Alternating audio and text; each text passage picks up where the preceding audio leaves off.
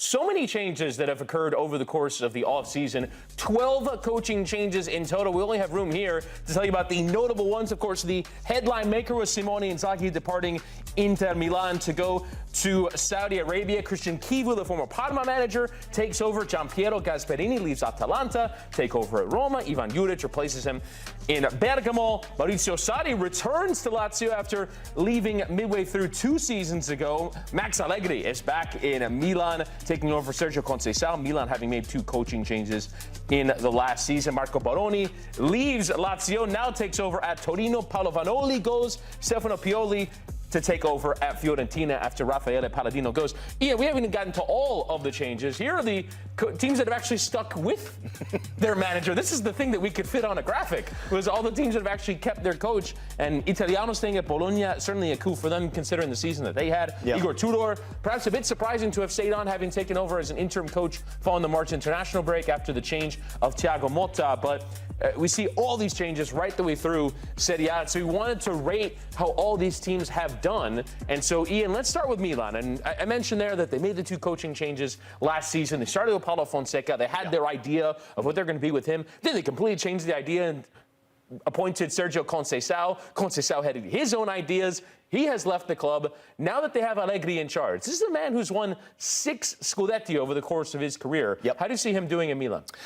I think it's a very good appointment, personally. I think Milan needs some sort of structure. Milan needs some sort of identity. They need some sort of belief. They need some sort of winning culture being built around the terrific players that they have. Now, the question will be which players will be there at his disposal by the time they actually get the ball rolling. But if I'm looking at some sort of figure, some sort of identity within Italian football, who knows success, who understands success, understands the importance of getting success with that football club, I think Allegri is a very good appointment. I want to see the best out of the group of players that he has got. I mean, obviously, I always go to Christian Pulisic because he's an American playing there. How's Christian going to handle, obviously, playing under Allegri? I think he was very good for Weston McKennie in many ways, and I think also for Christian Pulisic, he can be good for him as well, and maybe try to develop and continuously doing that. In last season, it was great. Going into the season, maybe even more so. I think it's a good appointment. That's what I want to see from Milan. I want Milan to be a bit more aggressive, a bit more organised, and be better when they have possession of the ball. And that winning culture I've talked about many, many times has to start to appear again. It's not easy at Milan. Pressure's there from media, from their own supporters, and certainly pressure's now on the direction of the ownership group. They have to get this right. I think they did do it. I'm intrigued to hear what you've got to say about it, though, because working so closely with the league and how poorly Milan played last season, to me, it looks like a good move, but what's your thoughts? I think, for me, he represents a floor raiser. I'm not certain he's necessarily a ceiling raiser, though, meaning they finished 8th last season, nowhere near good enough. I think they will, at the very least, probably be a top 5 team next season, but I don't think with him in charge that they're all of a sudden making a push for the Scudetto, especially with this idea out there that Teo Hernandez could go, that Rafael Leao could go, that Mike Maignan could go. It's going to be a big change of this side, and I think that you mentioned that pressure of being at Milan and the pressure on the ownership as well. There were all those chants, and it just feels like, I think this is the theme for me of all these coaching changes, is how short the window is for anyone to actually get things turned around. It seems like you got about 6 months. And if things are going poorly at that point, then Allegri is going to be in that same amount of pressure that Conceição and Fonseca and Pioli before him were. Yeah, and he's going to be under pressure with the transfers that he brings into the football club. Yes. Before even the ball gets rolling, he is going to be scrutinised heavily as to whether or not those players are going to be good fits and whether or not he can keep the best players at the football club. But Milan needs some sort of an overhaul when it comes to talent, because some of the world-class players who have potential to be world-class players at the football club right now haven't shown us that they're world-class players. So hopefully Allegri can get it right. Let's move now to Roma, who it seems made a slam dunk hire by appointing Gian Piero Gasperini. Claudio Ranieri, of course, had a brilliant second half of the season, nearly got them to the Champions League. In the end, they'll play Europa League football next year. Ranieri moves into a director role, and so Gasperini takes over. And you always wondered what would happen if Gasperini left Atalanta.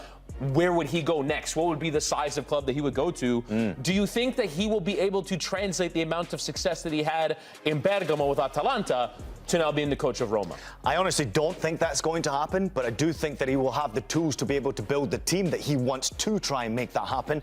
Obviously, transfers were tremendously successful. He managed to take a lot of players who were not necessarily in the best form and turn them or transform them into confident individuals and be able to sell them on for a larger profit. He did a great job of that at Atalanta. It seemed to me like it was the perfect fit. I think over the last season, especially with some of the handlings he's had with Lookman in particular, the way it was sort of brought out in the media, I saw a different side of him. I saw a different side. It wasn't necessarily a positive side.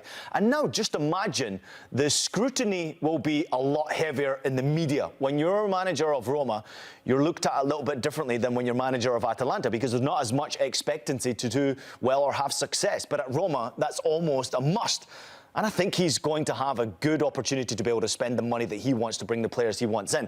Having a look at all the names that they're being rumoured with to potentially bring to the football club is absolutely ridiculous. But the one thing that might be important to whether or not he has success is Artem Dovbyk, because the rumours are that maybe he could be leaving the football club. I hope he doesn't, because if he stays, they have a real opportunity to build around him.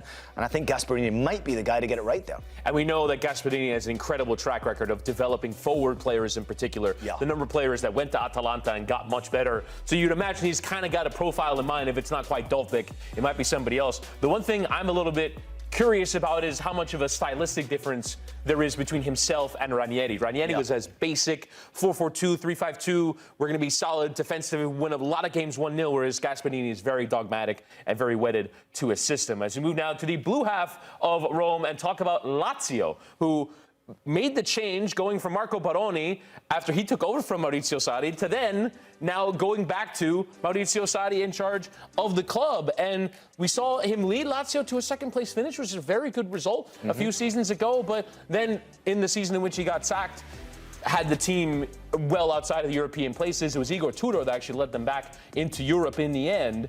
When you look at Sarri coming back, it wasn't a brilliant success towards the end of that tenure. Do you see it being any different this time around? I'm really intrigued by this one. I am a fan of Sarri. He's an interesting character. Obviously, we see him sitting smoking on the sidelines, which is just so rare in today's game. He's old-fashioned, especially the way he communicates with the media and also by the way he communicates with his players. It's not necessarily a long-term commitment. I know there is that additional 12 months that's been offered as well, so maybe he's there for 3 years if he does have success. I mean, Lazio, I thought under Baroni were playing some really good football. Unfortunately, they had some injuries which held them back to potentially reaching their full maximum. But they do have some good players. I'm a big fan of Tati Castellanos, obviously. I'm intrigued to see what happens with him. From my understanding, they're turning down offers already for him to potentially leave the club. If they can keep him and still improve him, which I believe there's more to come from him, then you have a real opportunity. If you lose him, then you've got to replace him, and who comes in through the door? And that's down to Sarri and who his connections might be. But I'm intrigued to hear what you think about him. First and foremost, going back to a club is never easy for any manager. But then when you've got these familiar faces who are either lovers or haters of you when you were previously there, it's not easy for players having the manager come back either. And he has such a very particular style of play. We know exactly what it is. It's the 4-3-3, the rotations, the possession, and everyone's kind of got to fit a role within his system, and they practice it over and over and over again. I'm not certain the players they brought in for Baroni, who were really interesting talents, they played a much more direct style, they went forward at teams a lot more. Not certain that that kind of player fits a Sarri system. And like you said, they didn't completely turn it over. It's not like it's a completely different group of players. And so I wonder, and he has said he can't fully perform or execute his style of play at the Olimpico because of the ground share. The pitch doesn't hold well enough for him to actually execute a full possession style of play. I was kind of underwhelmed by Sarri's Lazio by the end of his tenure, so I wonder if it'll look any different this time around. It didn't look good towards the end. I want to ask you real quickly on Tavares in particular. Had he stayed healthy all season, would we have seen Lazio have more success than they eventually ended up with? Yeah, I really do think that if they had stayed healthy, for me, Baroni is the one change where I wouldn't have done this if I were them. I think that he had implemented a very good process. They were playing well when everything was healthy and everything was fine. For me, would have finished in a better position in the league if Tavares didn't. I agree. He ended up getting injured 7 or 8 times over the course of the season. It was too much, Right, he had this nagging muscle injury that was such a problem for him. So I really think that they made a mistake here. I think they would have been better served by keeping Baroni. But it's a strong opinion, and also one that I think is correct. I agree with you. But having the injury at one point, remember, he was the hottest player on the left-hand side. He was the most productive left-hand-sided player in European football. The amount of assists he had was ridiculous, and he was probably on track to have 20 assists had he stayed healthy. But losing your best players when they're in form affects the rest of the players as well. And I think there was a lot more goals out there for Lazio. Had they had that success, there was a lot more for them to potentially win as well. Now, let's talk about a change within Italian football that doesn't have to do with club football. It has to do with the national team. Official confirmation coming in that Gennaro Gattuso will be the national team boss of Italy, taking over from Luciano Spalletti. You see his record, having coached not just even here within Serie A. You see his achievements, having won Coppa Italia with Napoli and 5th place finished with Milan and winning promotion as well with Pisa into Serie B. But this is a coach who's now well-traveled, been all over Europe, just finished a tenure in Croatia as well. Yep. Do we think that Italy got this right here? Do you think this was worth making the change from Spalletti, who we know has a track record of being a good coach, could maybe have turned things around? Instead, they turned to Gattuso, obviously a playing legend for the national side and in Italian football. But do you think this is the right appointment? I think maybe what they're looking for is some sort of energy, some sort of passion. Gattuso certainly brings that. I mean, he's electrifying, obviously. I mean, he certainly is electrifying in his interviews. He's fantastic with the media, sometimes very difficult, I'm sure, for media members to be able to handle, but he brings passion. And I think for the Italian national team, obviously most recently watching him in that performance against Norway, I was always asking, where is this desire, where is this pride to play for that fantastic, incredible jersey? I didn't see, I didn't recognize, I didn't see the passion, even when they sing the national anthem. It's almost as if they've lost a generation of players who are world-class. Yes, we respect that. It's not always easy to keep the world-class players rotating through your national team. There's no conveyor belt of talent there. But you still have to show some sort of desire and passion when you play for your national team. And I haven't seen that. They don't have a world-class player. I certainly don't think he's a world-class coach. This is going to be interesting because Norway right now hold all the keys in that group phase. And we might see Italy end up in that playoff spot, which we know hasn't worked out too well for them. And if he does end up not having success, he might be, the scapegoat for everything.